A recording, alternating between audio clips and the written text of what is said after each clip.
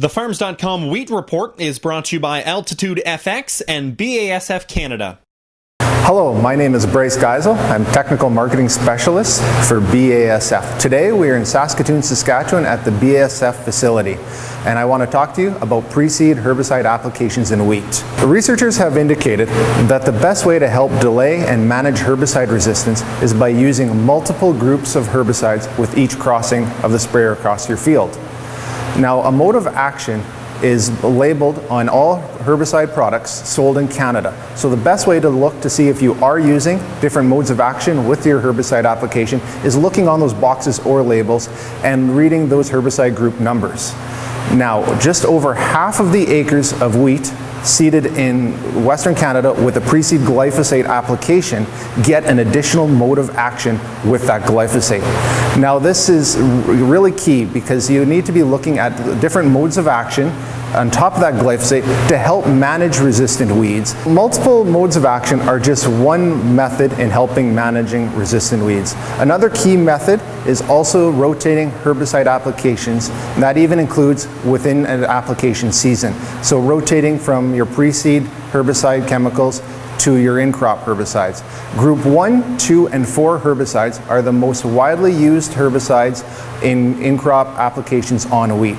So utilizing different modes of action in that pre-seed application really does help rotate chemistries throughout the growing season. Now, glyphosate is a group 9, so it does already use an alternative mode of action. So using an additional product like a group 14 does help in both using multiple mode of action with that pre-seed application and helps rotate your herbicides as you move throughout that growing season in your wheat crop.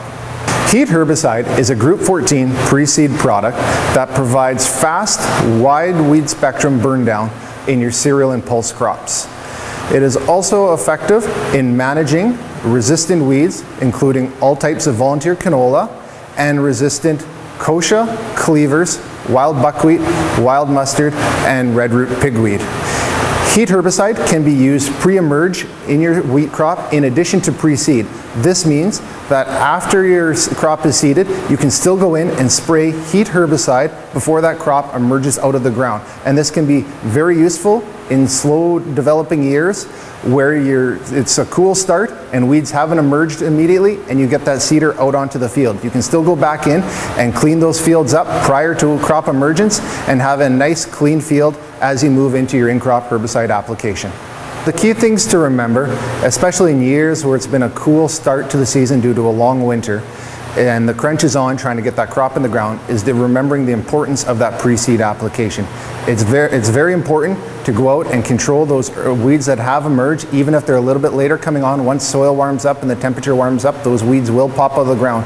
You do want to get out, use a good pre-seed application with multiple modes of action to control those weeds and help keep your crop clean and reduce any of that crop competition that can have a negative impact on your field down the road.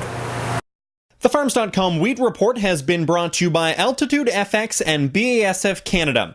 Visit www.clearfield.ca/wheat for more cereal solutions.